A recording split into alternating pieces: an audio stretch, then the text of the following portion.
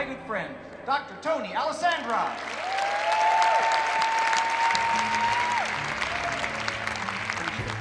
Thank you. Thank you. Exploring customer needs. This is the cornerstone of any kind of collaborative selling process, solution type selling. This is the cornerstone. How could you possibly sell a solution to somebody when you don't know what their needs are? So I have a guiding principle. In selling, as in medicine, prescription before diagnosis is malpractice. Anybody who attempts to sell a solution to a customer before fully understanding the customer's needs from the customer's point of view is engaging in sales malpractice. And I think it's very important that when you do your needs analysis, you want to look for a couple of things here. You want to look for problems that they're experiencing. Right? So when you do your needs analysis, what problems are they experiencing that I could help them solve? Or what opportunities are they not aware of or haven't taken advantage of that I can help them seize? So problems to solve, opportunities to seize. But it is very important when you do your information gathering that you truly differentiate between what a customer says they want and what they truly need. See, in today's environment, as Terry was mentioning, we have so much information at our fingertips that sometimes we hear our friend bought something or we read a review of something, and then we say, okay, this is what I want. But is it really what the customer needs? We have to differentiate. And sometimes people say, I want this, and it's really what they need. Sometimes they say, I want that, and it's not really what they need. You are the salesperson, you are the expert, you are the one, once you do your needs analysis, who should be able to say, this is the best solution. Now, I learned this many years ago from a real estate agent. One of the best I had seen, this was back in 1976. And I had moved to Southern California from Atlanta, and we were looking for a home. And we were going to different real estate agents, and we came across this one guy. His name was Paul. He was incredible. He asked all the right questions, broad questions, not how many bedrooms, how many bath, how many car garage. He got into broader questions.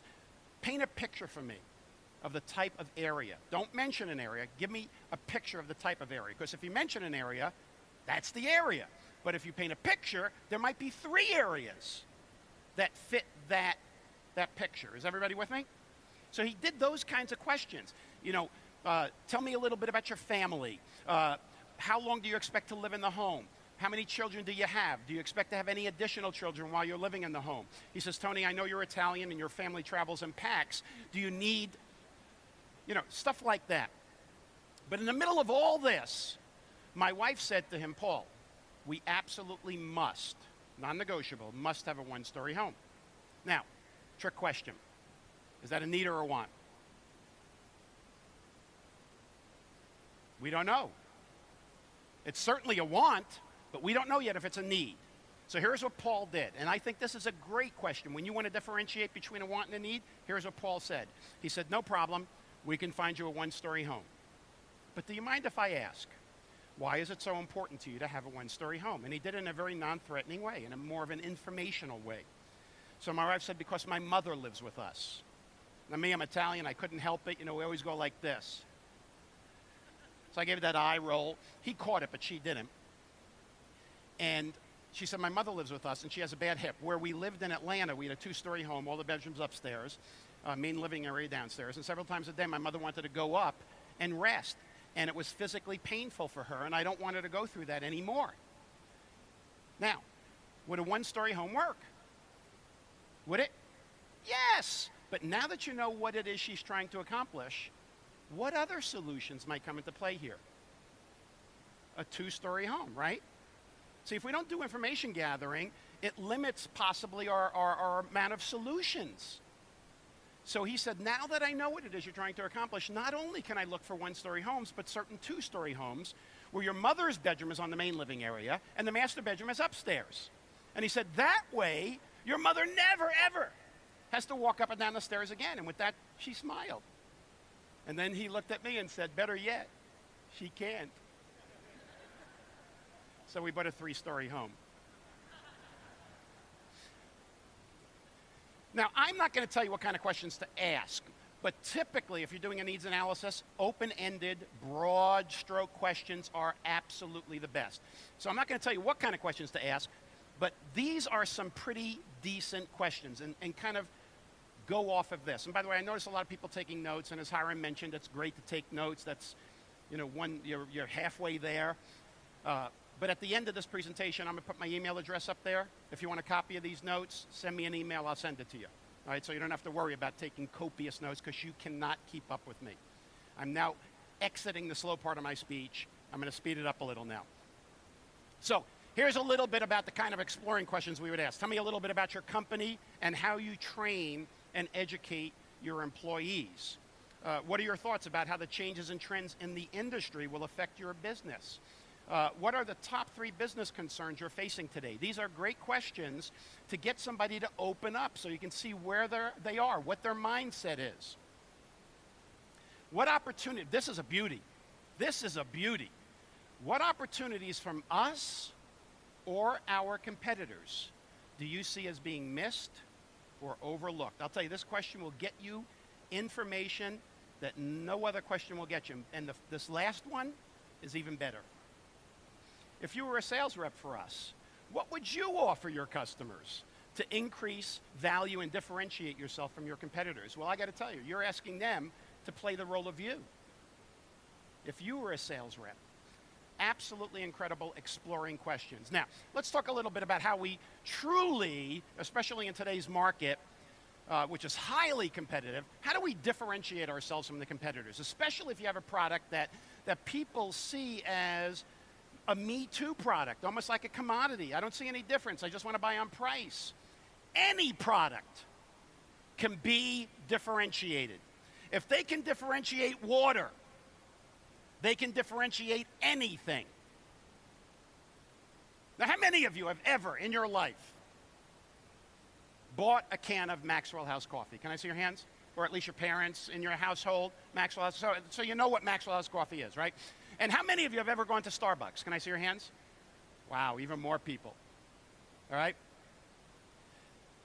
How many of you have ever stood in line to buy a can of Maxwell House coffee? How many of you have ever stood in line to pay $5 for 1 cup of Starbucks coffee? Anybody? Here we are. We can differentiate coffee. We can differentiate anything just with the ambiance of the store, the service, the relationships. We can differentiate. You know, in a taste test, I don't know if you read this, there was a blind taste test, and the McDonald's new coffee that they're brewing, it beat Starbucks in a taste test, but yet, look at how many people still go to Starbucks and pay considerably more for a cup of coffee. It's just the way they differentiated themselves. And I believe any business, any company can differentiate themselves. So let's look at how you can do that. What is your competitive advantage? Now, we can have a competitive advantage, our company versus their company, or our product versus their product, or our sales reps versus their sales reps. And one of the biggest differentiators between sales reps is their knowledge and expertise. How do you get that? Training and learning. That's the big differentiator. But I believe every company should go through this exercise once a quarter at the very minimum. And I'll explain how you go through this exercise. What you do is what I would do is I take every sales rep and I would say on an 8.5 by 11 sheet of paper, what I want you to do is take this, we'll write in the names of our 4 biggest competitors, and I want you to write down one advantage that we have over competitor A, one over competitor B, and so on, and one disadvantage that we might have over each of those competitors. You do this once a quarter. You collect all the pages from your sales reps, consolidate the best of the best answers, and then send back out to the salespeople 4 pages. 1 page of all the advantages against customer A and all the disadvantages against customer A based on the best answers that all of our sales reps gave us. We do the same thing for competitor B, C, and D. And every quarter, we are keeping our sales reps updated with how we can differentiate ourselves with our advantages from our competitors and prepare them to answer any questions that might come up from our customers about potential disadvantages. This is an exercise that should be done quarterly. Absolutely incredible exercise. All right, let's talk about exceeding expectations. How many of you have heard the term, you have to exceed a customer's expectations? Anybody hear that term? Ad nauseum, right? We have to exceed the customer's expectations. But they don't tell us how to do it. I'm going to give you 3 things. But first, it's important to understand that future sales are dependent on past satisfaction. Satisfaction with a current solution strongly affects a customer's willingness to do business with you again. So there are 3 things I ask you to do if you want to consistently exceed a customer's expectations. Number 1, identify customer by customer by customer what their expectations are. How are you possibly going to exceed somebody's expectations if you don't know what they are? Number 2, once you identify their expectations, manage them. Now, what do I mean by manage them? Sometimes a customer's expectations are too low. And you may say, hey, that's great. We can do it then. But if a customer's expectations are too low, even our lower priced and lower quality competitors can meet those expectations. We're at a disadvantage.